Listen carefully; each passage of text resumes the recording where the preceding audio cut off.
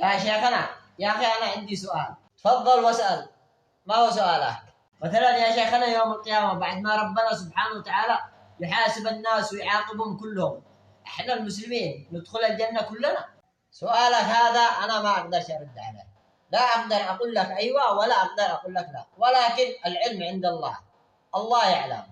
وإذا دخلنا الجنة بندخل الجنة برحمة الله، أما أعمالنا مستحيل إنها تدخلنا الجنة.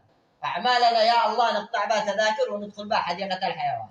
وإذا دخلنا الجنة برحمة الله بندخل وإحنا مغطين على وجوهنا.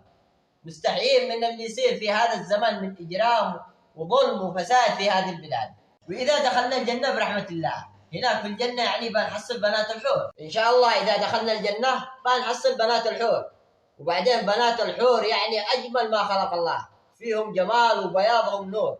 وحريمنا الذي كانوا معنا في الدنيا بنتخارج منهم مشان نتبرع بهم للذي دخلوا جهنم. كلامك صحيح يا شيخ، بنتبرع بهم للذي دخلوا جهنم. الحمد لله يا رب، شيخنا حصل لنا حد، الحمد لله يا رب، بنتخارج منهم.